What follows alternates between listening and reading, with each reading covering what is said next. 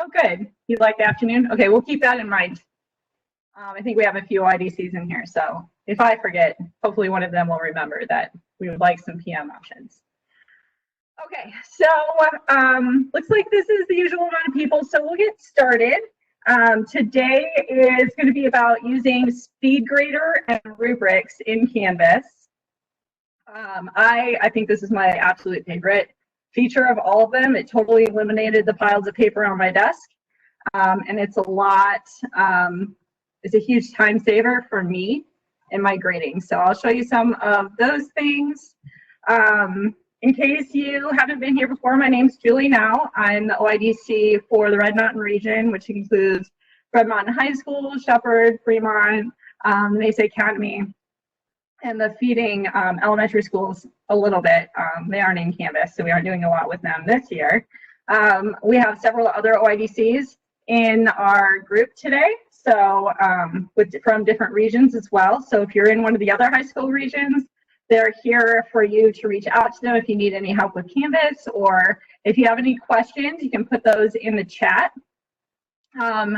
Another resource that you have for learning any of the things I'm talking about today is in our Canvas cohort class. Not all the topics are covered in here, but today's topic is, you can go there to find more information about Speedgraders and Rubrics, using the Speedgrader and Rubrics. Inside that course, you have some optional PD built in there. If you're interested in that, you can go and complete some of those optional assignments and learn a few things for PD credit. So definitely check out your Canvas cohort. If you can't find it, just let us know and we will help you with that. Okay, so I'm going to start out in the demo course. So this is going to be two parts to this. First, I'm going to show you guys how to set up a rubric and different types of assignments with different types of submission options. And then we're going to go to my live class so that we can look at some student submissions. And I'll show you some setup things in there because I have it set to, for those of you that are concerned, I have it set so you won't be able to see any student names, just their work. So all of that will be in there. So let's get started. I'm going to go into my demonstration course. Hopefully. I don't usually teach right now, so my husband might be using the internet, or my son. Apparently they are. There we go. Okay, so I have some assignments in here, but I think I'm going to start another module. So as a review, this is how you can do that. I have my home page set to be modules. So if you're interested in that, that's the choose home page button over here on the right-hand side, and modules is one of those. It makes it easier to for students to find where they need to go if it's right on the home page, especially if they aren't used to going into Canvas. So if you're in one of those age groups that doesn't know much about Canvas, this is a good option for you. So I'm going to go to my module I put at the bottom. I'm clicking on the three dots because I know there's a flyout menu in there.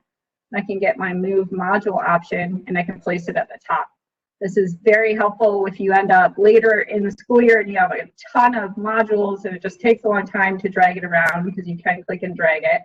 And then you lose it halfway up and you have to go find it. Okay, so I'm going to make a discussion. So we'll do that and we'll be looking at how to add a rubric to that. And then we'll put an assignment in here. Rubrics and assignments, and then we'll do one for quizzes.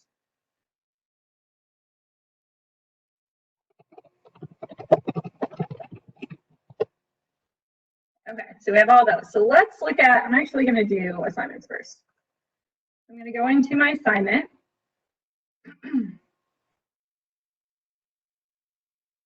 And normally I would go into edit and I'm going to put in all of my directions and prompt and directions, fancy GIFs to keep their attention, maybe a video, you know, whatever it is they need in here.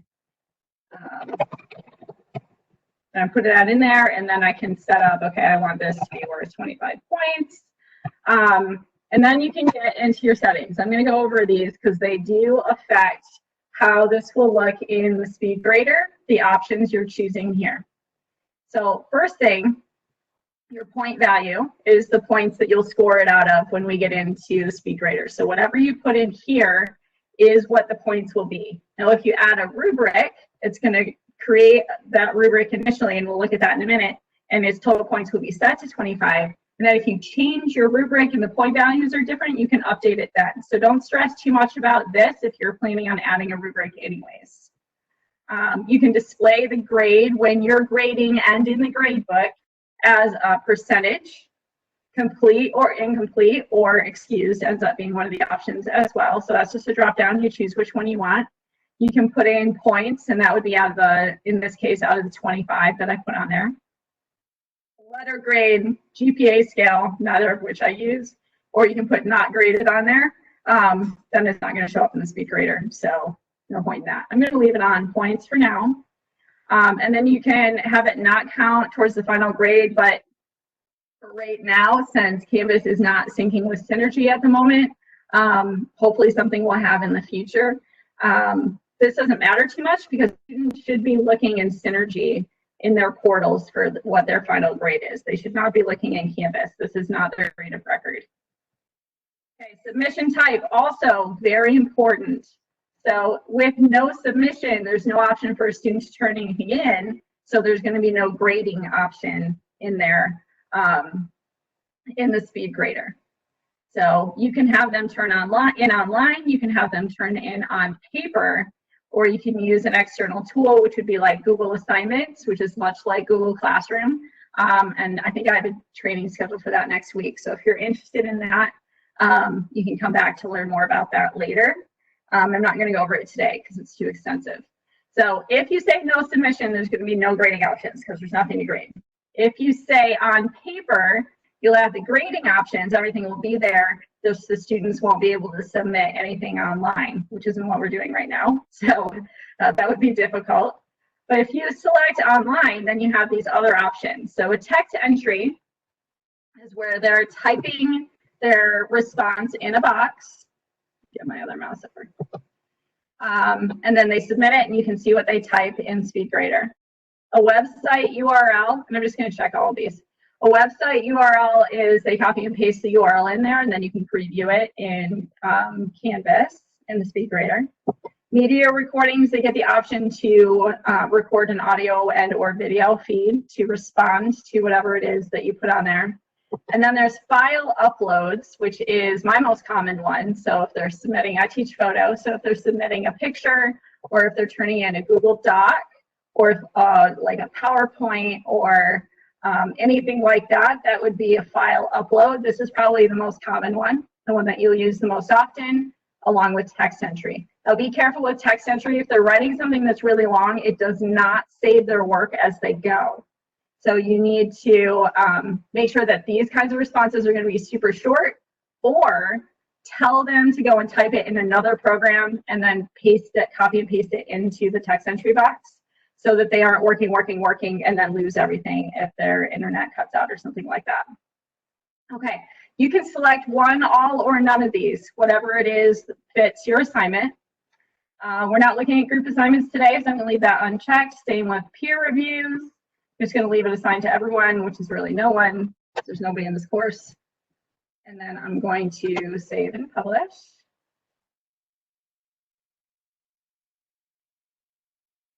Okay, so all of those things affect how my assignment looks when they turn in work in the Speedgrader. Now, before we go into there, which actually there's no point right now, before we go look at Speedgrader in my other class, let's look at how to add a rubric. So in an assignment, to add a rubric, there is a plus rubric button right underneath the assignment over here. So I'm going to click that. And you can title it Rubrics and Assignments Demo. And you can go in here and you can put in each of your criterion, and you can put different levels, and then you can put the point value for that criterion. So let's say for this first one, whatever, I type words, and that part's going to be worth 5 points. And I could do all or nothing points, so 5 points or no points, or I can add things in between those levels by putting a plus, clicking the plus, and I can put some points, and then you have to say in here, like, this is what they have to do. Put that in there, and so see how that displays in there. Oh, some point. Okay. So you can describe exactly what happens in here for how they scored 3 points. Why did that happen? If you put that in here, exactly what their response looks like to get that kind of points. So like 0 points could be no submission or didn't address whatever. So if you put all those descriptions within the rubric, then the students know exactly what it is they have to do in here. So I can go here. They typed all words. So they all their points, some points, 0 points. You can add as many different things in between each of these as you want. So you could go 0, 2, 3, 4, 5. You could make your lowest value be 1 point. If I change the point value over here to 10 and click out of that, notice it automatically updates each of the ratings values. So now full marks is 10 points, some point is 6 points, and then 0 points is the lowest. So you can go in and adjust that whenever you need to, and the total point value of the rubric was updated over here. Now, if I want another criterion, I click new criterion down here, and you can duplicate existing criteria. So if I want to have those same kind of things on there, or I can just say brand new one, use capital letters, and I could describe that here, create that. And then I'm starting over with this where I have to put those in. So an instance where you would want to copy this criterion instead of just creating a new one is if you want to maintain these levels. And then notice over here, defaults to 5 again, and our total point value went to 15. But I can add whatever point value I want to that, and it switches to 20 points to 0 points as my range. And then my total point value down here went to 30. Okay, so a couple more things for your rubric setup. You can write free-form comments when assessing students. So here, I'm going to zoom back out because when you select that, there's no number values in there. That's where you're going to type in the rationale for the score that they get instead of selecting from the rubric. This is obviously more time consuming. It's just like using like a 1-point rubric or whatever strategy you usually do. You can set it up in here. I'm going to uncheck that. I'm going to do that because this will be time saving in Speedgrader. You can remove the points from the rubric entirely. It could just be based on feedback. You could say don't post outcome results to Learning Mastery gradebook. So that we're not going to talk about. This is very advanced and requires a lot of setup. You don't want to do it right now, but in the fall we could look at that. Use this rubric for assignment grading. Well, yes, I do want to do that. Or you could hide score total for assessment results, and you can select that. But I'm going to add, yeah, I want to use this for assignment grading, and that's why I'm making it. I'm going to say create rubric, and here's where you get that option. Do I want to change the assignment points? Because remember, I set my assignment to be 25 points. Do I want to change that to match the rubric, or am I building in extra credit into the rubric? So it will be a maximum possible score of 120% when you grade it. So if you were to give them all 30 points, they would be getting 30 out of 25 on this assignment value. I'm going to change it. I'm like, oops, I forgot about these other point things. And notice the point value of the assignment changed to 30. And then I have my rubric down here. Now let's see if this will let me demo what this looks like. I only have one big student in here. Okay, so here's Speedgrader, and we'll look at this again later in my live class. But let's look over here on the right. we're just going to look at this part, and I'll show you how to manipulate settings and things for students later. But you have the choice of typing in the grade here, and then that's a grade. Or underneath that, the whole point of making the rubric is to be able to view that. And then what you're able to do is, instead of typing things in or whatever, I can click on whichever score they wanted. It totals that score over here. Then I save that, and it applies that point value to their score up here. So rubrics are really a great time saver, and they help with making sure that you as a grader are focused on what it is they need to do. And they also give kids, because they can access their rubrics, they can give kids feedback to, this is what you did well on, this is what you didn't do well on, this is where you can improve. So all of that happens in here. Underneath that, you'll see it says assignment comments. This is not tied to their score up here. And clicking submit has nothing to do with the rubric or the grades. Like the grade up here is automatically saved when you click out of it. This is just for discussing anything you want with the students. You can be like, well done. Or you can tell them things that you want them to go back and do again, or tell them to resubmit because they did the wrong file size or type or whatever. And then they can respond to your comments in here. By default, these do get emailed to students. Whether they know what to do with that really depends on their experience with Canvas. So they'll just get a comment and they won't necessarily know what assignment it was for unless they know to click on the link in there and go and see that. They can also see these comments in their gradebook in Canvas. Okay, I'm going to close out of Speedgrader and go back to my modules. So that's how you attach a rubric to an assignment. Now we're going to look at, there's a question. Can you add rubrics after students submit? Yes, you can. You can add a rubric at any time. So obviously the goal would be to communicate those expectations to students before they complete the assignment, but I've definitely added rubrics after the fact. Especially when, like, I clearly describe the expectations in the assignments, but then I forget to add the rubric. You can go and add that in later.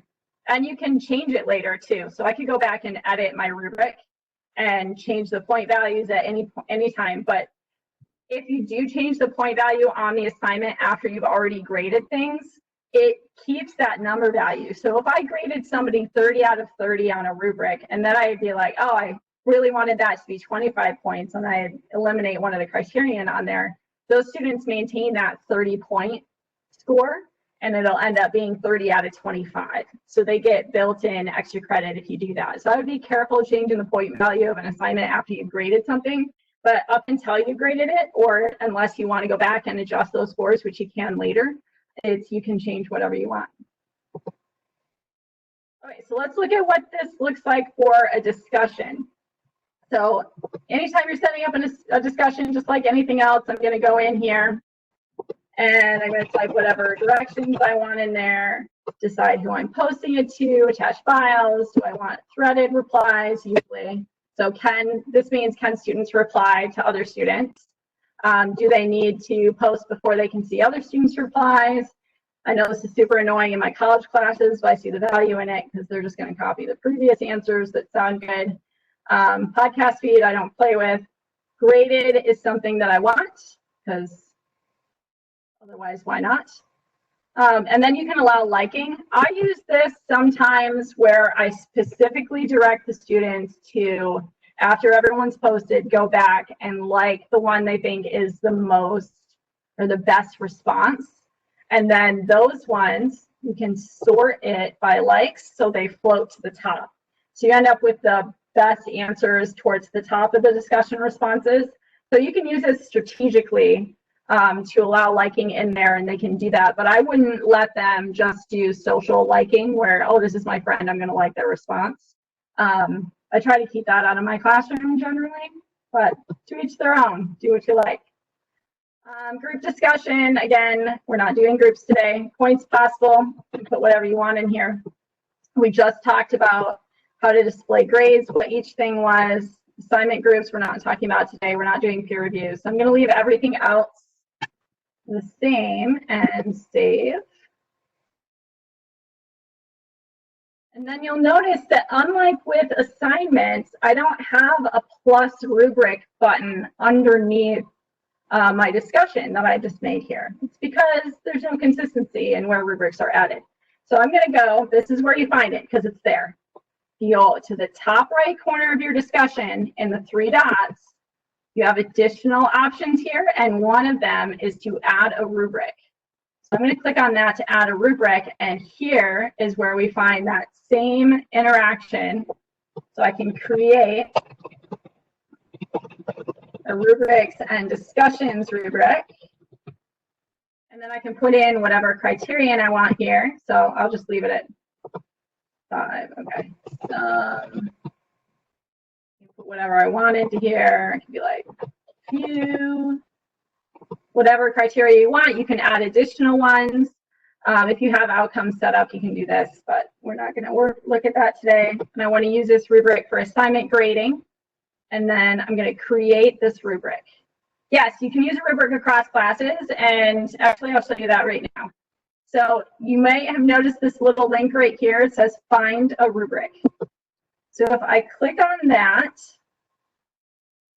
maybe I'll answer that in one moment, but I have access to all, and I have a lot of classes. So I have access to all of my classes and all of the rubrics that I've ever made in any of my classes. So you can get to all of these in here. So let's say I decide that I want to reuse this rubric. I can say use this rubric, or I can go to any of my other courses and, oh look, there's 49 in here. So 49 rubrics in there, and it took a minute to load. I can pick out which one I want to use. So maybe I'm doing contact sheets again. I just want to use the basic contact sheet and go down here. This isn't annoying. Can I make this bigger? I can. Okay. And this was just a checklist of things I had to do for that assignment. I can say use this rubric and it will tie it to this assignment. But if you modify it, it will make a duplicate rubric, and that's where you end up with like 1 at the end of it because there's more than 1 named that. Okay, now I'm going to say create rubric. Amy, they see the rubric in their grades. So when they go to look at grades in here, they'll see a list of all their assignments and their grades in there, and then there's a little icon for a rubric. If they click on the rubric, they can see the same rubric and they can see the point values that you selected within that rubric. So they do need to know in their grades report to click on those little icons. That's where they'll see their comments that you've added on there as well. So if they click on the little tiny rubric icon, they can see the rubric. If they click on the little chat icon, they'll be able to see the comments that were placed on that assignment. It's all in their grades view. That's not something I can demo because I don't have any grades tied to my test student, and I don't want to share any of my live students' grades on a webinar. So that's something that kids have to just discover, I think. Yeah, it's the same place as comments. Yes, you can do that. So our English department made, or I'm pretty sure it might have just been a PLC, has made, because they have like their 6-point rubrics or whatever they call it in English, and it's the same rubric that they use over and over and over again, graded on this with the same criteria. And you can use it over and over and over again. You can share it from person to person within a PLC, and everyone can use it, so you're keeping grading consistency. So you can use rubrics as many times as you want to, and as many classes as you want to, and as many assignments as you want to. You can reuse them. So it takes a little while to set up your rubric initially, but once it's made, especially if you're putting all of that clear description in each criterion, you can reuse that as many times. So it's a lot of front loading to get it created, and then you can just keep using it over and over again. So it saves you time later. Yes, you can change it, but it'll make a copy of that. So when you bring up, so when I search for a rubric, like when I clicked on find rubric, when I say I want to use this rubric, if I go to edit it, it will prompt me and say, do you want to make a copy of this rubric? because it won't let me change it if I've used it on another assignment. So that's a yes. If it didn't work that way, I wouldn't promote it. Okay, so that was rubrics and discussion. So remember, the rubric for a discussion is hiding underneath the 3 dots in the right corner after you've created your discussion. Rubrics and quizzes. Amy, when you go to add a rubric, and here, I can show you in here. Okay, I'm not going to go through all the settings on a rubric or for the quiz in here, because most of the choices that you need to be worried about, we've already talked about. But to add a rubric to a quiz, it's the same thing as with a discussion. They hide it in the 3 dots up here. I'm going to click Show Rubric. And then I want to add one. And here's where, Amy, here's where I can select my rubric. So let's say I'm just going to use this rubric, whatever one it is that I've selected. I'm going to say use this rubric. And then when I go to edit it, it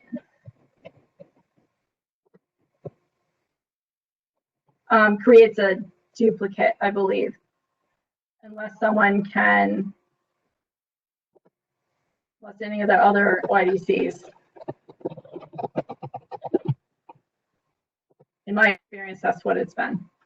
I don't want any of those. All right, so it should have created another version of this rubric instead of the other one. So it should be an automatic duplication, unless I'm wrong. I'm pretty sure. It's been a while since I've done that. So it's like an automatic duplicate kind of thing. Okay, so that's where, and really that's all we need to do with show rubric for a quiz, because, yeah, I just showed you. So when I go into here, show rubric, and we've gone over all of these settings already. So I can trash this. You want to delete this? Yeah. Add another one, and you can do whatever you want there. Okay.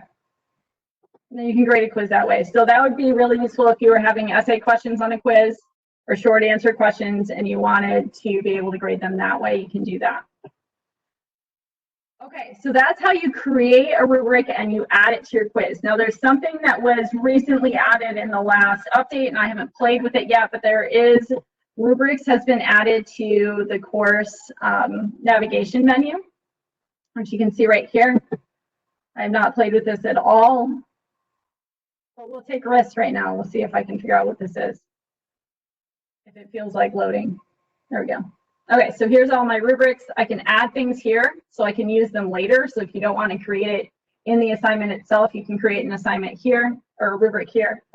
Or I can go into, see how this has a 1 after it? That's because it's one that I modified from another one and it duplicated it. And then I can edit right in here if I want to, and I can update that. So let's say I only wanted this to be 7 points. I'll update. And I'm updating this specific rubric because it hasn't been used on another assignment yet in this class, is what I'm guessing. Usually it makes me another one. Anyway, so discussion rubric with replies has a 1 after it because it was a duplicate from a different one. Okay, let's go to my class and I'll show you what Speedgrader looks like and we'll go over some of the settings. So in here, I turned on, there's a feature option in your settings where you can turn on anonymous grading. So anonymous grading changes the name of the student in Speedgrader to student 1, student 2, student 3. So you can't see that, but I can show you.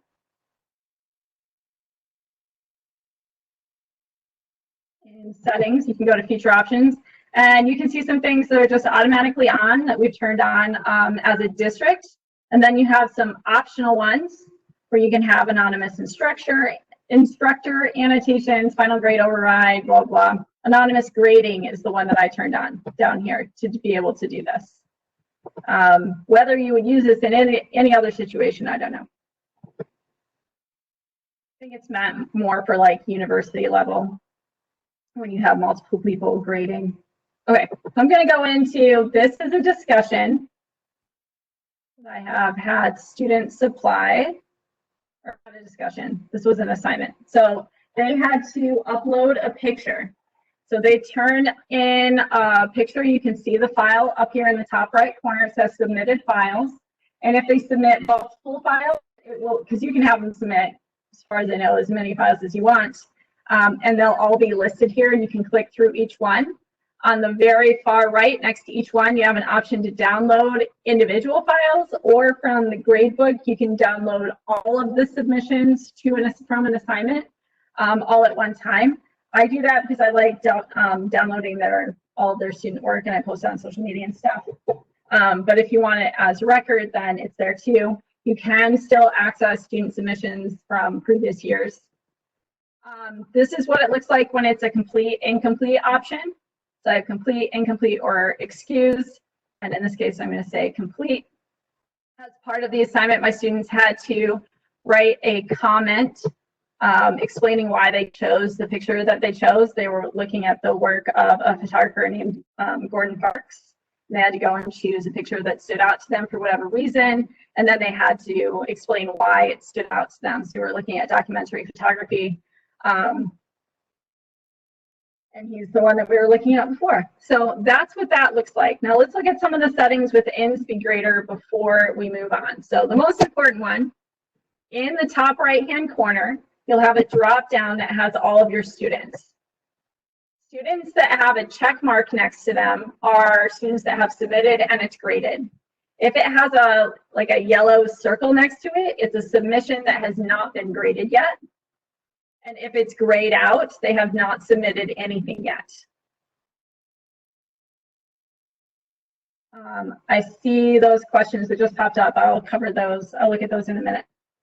You can switch from student to student using the arrows up here at the top. So I can go forward or backwards. Or on your keyboard, I can type the letter N. Will take me to the next one. So N for next. And I think P, yeah, P is for previous. Or it goes skips to the previous submission. You can see, I don't have this in here because I only have one section in this class, but the very first thing in the student dropdown is selecting what section you want to look at. So if you only want to grade one class period at a time, if that is better for your brain and your list of things to grade, you can select which class period you want to grade, or you can have all of them showing at the same time. So that is definitely there. That's a popular thing people worry about. Up here, you can see, stop that screen. Okay, my screen's not catching up with me. Okay, next to the student list, you can see out of how many students, how many are graded, kind of. That one's a little weird, those numbers. And then you can see the student grade average. And, oh, there it is. How many have been graded out of the total number of students. Over here on the far left, we can get there, okay, is the name of the assignment. And you can click on that name to access the actual assignment. You can see the due date and time. And you have this link here where you can get back to the home page of your course. So if you get stuck in Speedgrader, you don't know where to go, you can click on this teeny tiny little link up in the top corner. If you can see it, I'm zoomed in, it's still pretty small. So that is how you get back to your home page. If you want to do that, the name of the assignment is how you get to the assignment. On the very far left is a link to your grade book. So when you're done grading, you can go there and be able to see all of your final grades. And then you have post or hide grades. I don't think you need to worry about that right now. And then you have settings. So I'm going to click on settings just because I used some things today that I want to show you. Options. You can sort your student list by student name alphabetically, by the date they submitted the assignment, or by their submission status. So you want to float all the ones that still need grading to the top instead of scrolling through all of those students. You can put that in there. Yes. I was very happy to discover the homepage shortcut. Or by submission status, so needs grading. This one's great. I would use that if I were you guys. Today, because I turned on anonymous grading, I was able to get this checkbox to hide student names in the Speedgrader. So that's why they're called student 1, student 2. Normally, it's just their name up in that corner.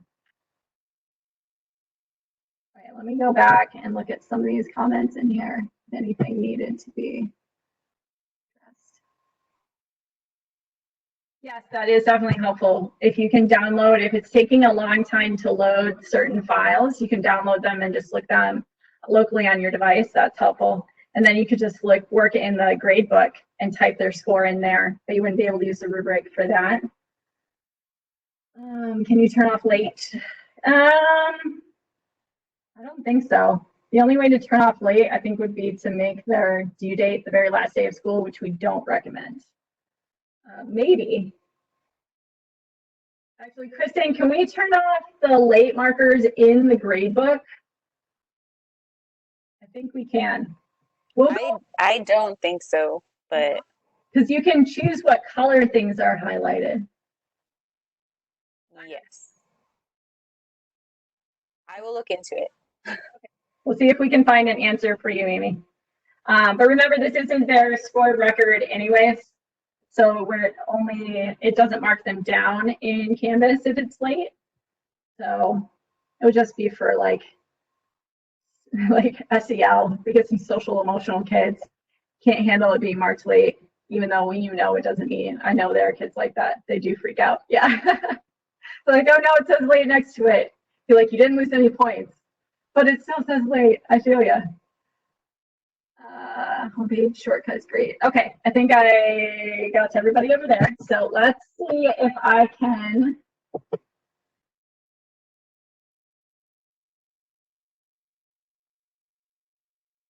Let me think if I have any assignments that, because I'm not using a rubric for my latest assignments because it's either they did it or they didn't.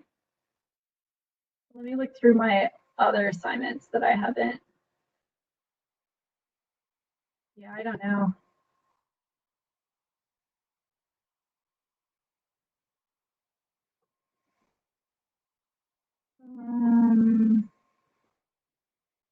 Usually in Photoshop I have one. Yeah, let's look at this. Okay, so let's look at how grading of the rubric. I did kind of demonstrate that already, but look at it one more time. This is the best part of Speedgrader.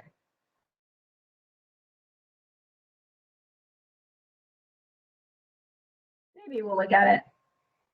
Maybe my internet doesn't want us to look at it. They're like, you already talked about that. Oh, Nancy, I'm glad that's helpful. It is very tiny though. You just have to know that it's there.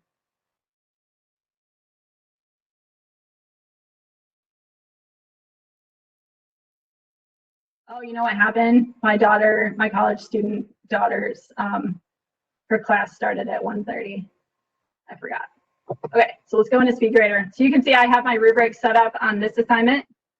And over here, here's what multiple files looks like. And you can download those if you want to here, or you can go to the gradebook and download everything from that assignment. And I can view my rubric here. I'm going to open this up a little bit. And this was an in-class assignment where they either did it or they didn't do it. So either they got the points here, or really they didn't, or they did a mediocre job. So this student did a great job. You should have seen the before for this. There was like big rocks and boats all over. So he did a great job of removing everything that they needed to remove in here. So they got all their points there. And same with their other picture, did a great job. They had to erase, it had, I think it said gas and then white underneath it. You can kind of see where he moved it from there. It was pretty good for a photo one student. They either got all their points or they didn't. Saved that, and then it put their score up here. And then any comments that we needed to make, we can discuss it down there. Now that I know. Oh, that's good, Nancy. Okay, do you guys have any other questions about Speedgrader or rubrics? We answered a whole bunch already, but if you have anything else, you don't have to type it if you don't want to. You can turn on your mic.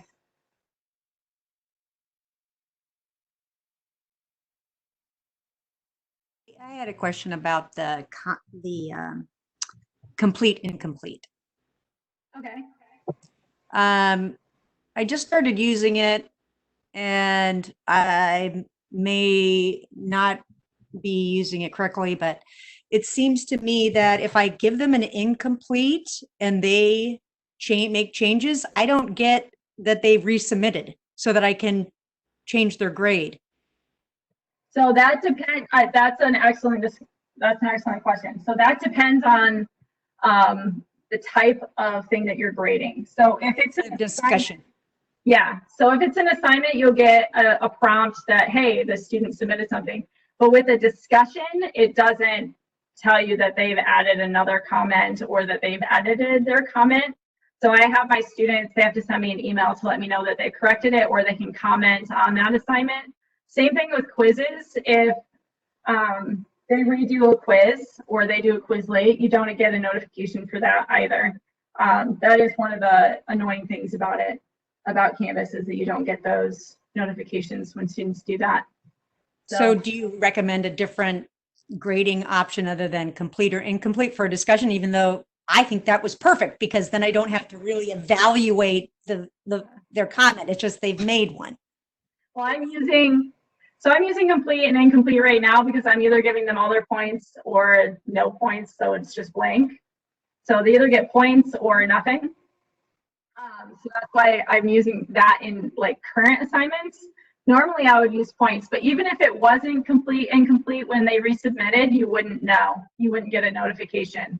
So that's just something that the way that discussions work in here. And I bet there's like a new feature request for that somewhere, is to get notified when there's changes made, or at least have the option.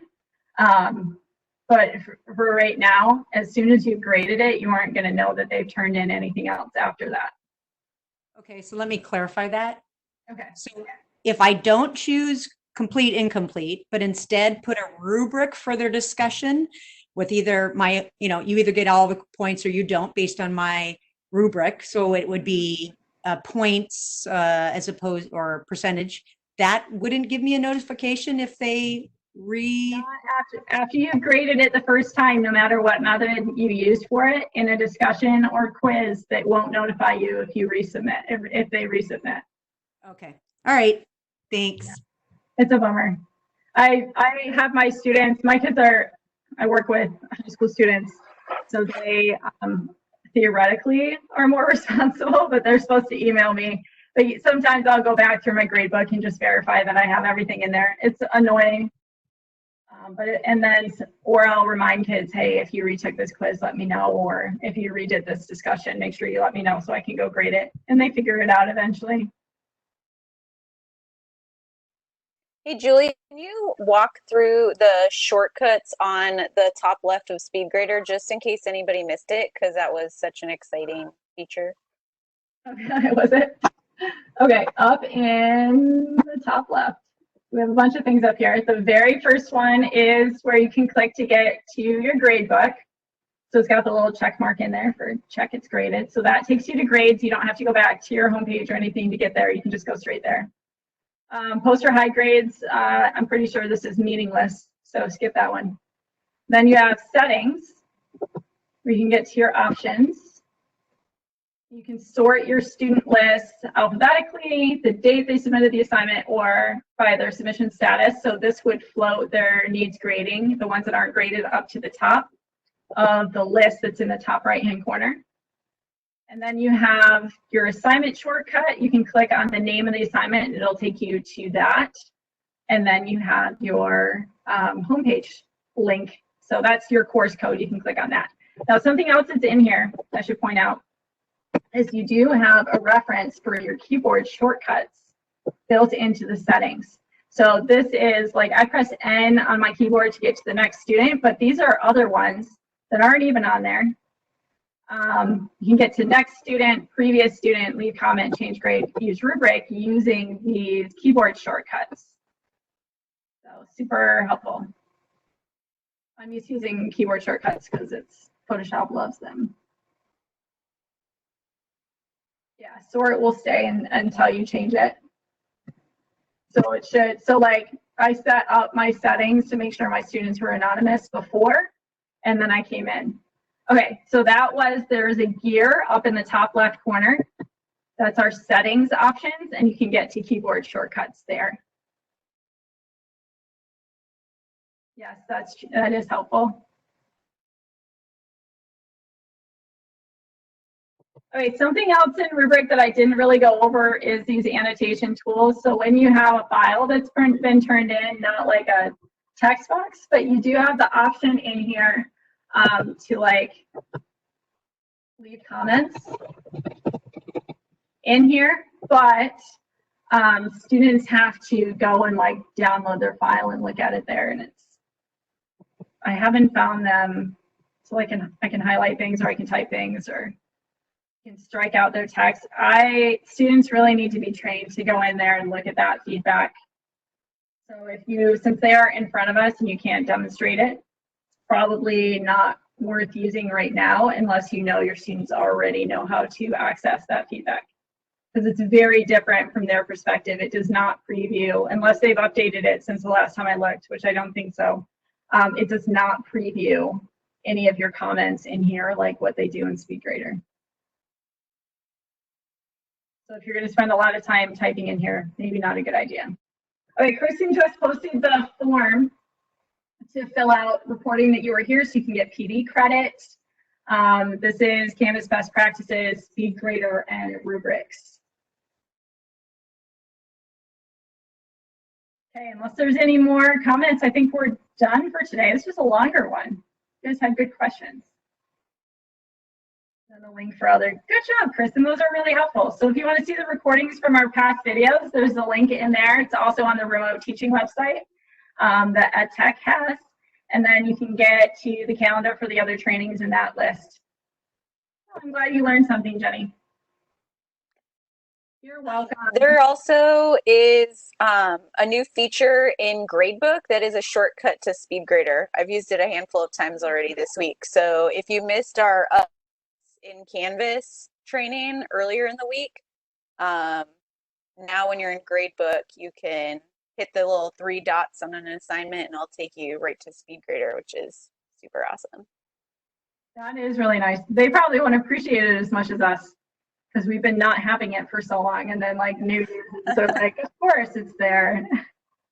Patsy, so unless they've changed their notification settings, they'll get an email that with your comment in it, but they don't necessarily know what assignment it's tied for unless they click on the bottom to go to where the comment is. So they'll get a notification, or when they go and look at their grades in Canvas, they'll see, or if they know to look for it, they'll see their little chat icon. They can click on that to see their comments. So I have a lot of conversations with students through the comments, so I know they can get to them.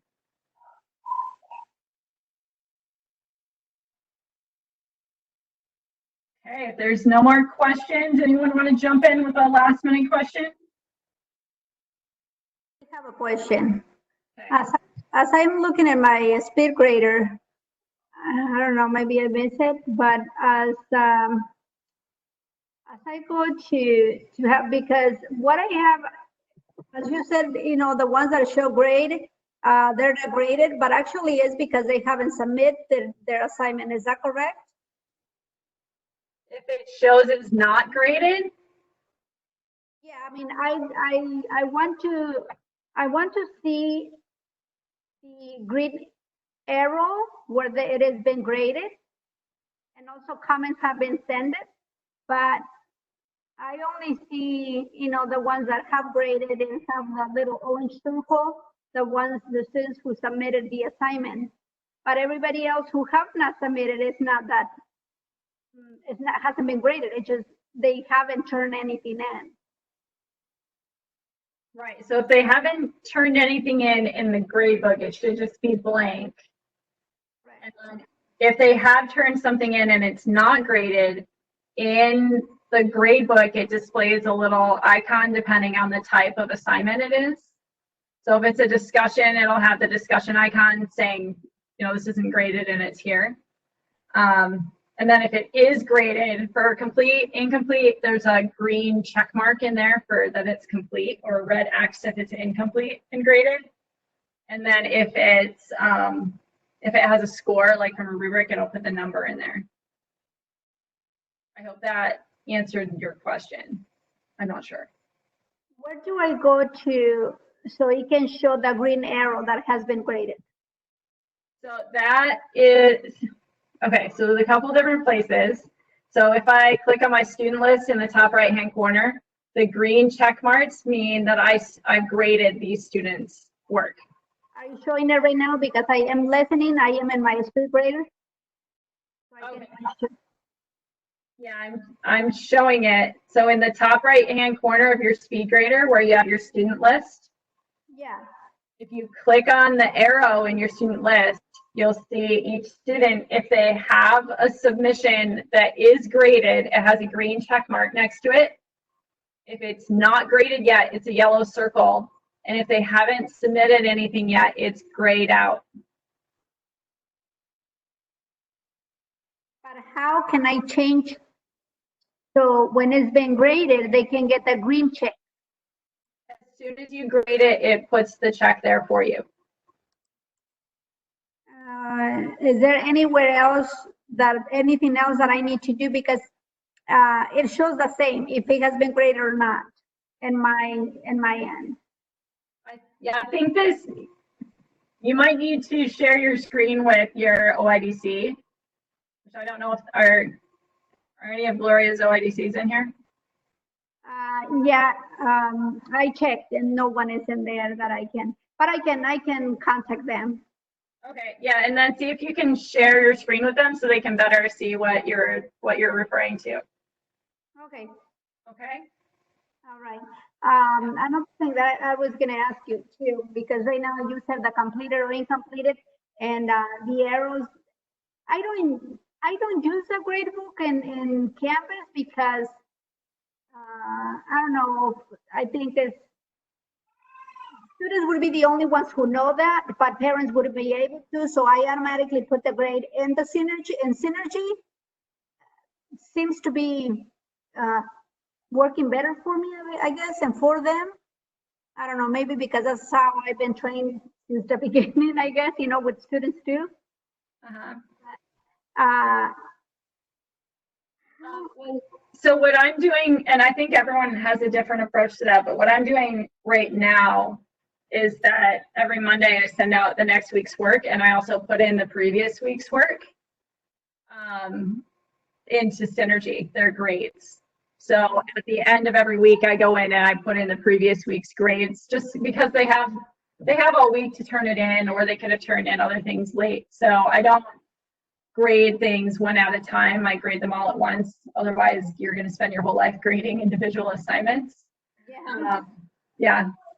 So I just put that for what we're doing right now with online learning. I've been doing that once a week just for my own workflow, and I've been communicating that clearly with my parents and students that that's what's happening.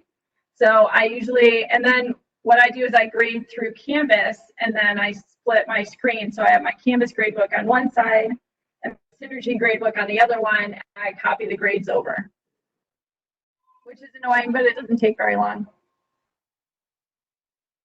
Okay. Hey, Julie, can you clarify? There's a question about, I think about muting grades. I don't think we went over that at all, but that kind of like hides everything from all the feedback from the student, doesn't it? Until you release it. Yeah, something like that. I haven't played with that very much, but it's like, I don't use it, but I think my professors used it in grad school, and all of our grades would basically be hidden until they finished grading everybody's, and then it released it. Yeah, that sounds right. I haven't used it personally either. The reason I was asking, you guys can hear me okay? Yeah. The reason I was asking is because I've just really started grading things in Canvas over the last few weeks, and I noticed that it's defaulted on for every assignment.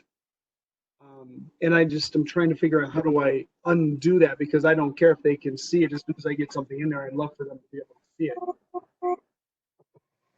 That's The strange. individual view under grading.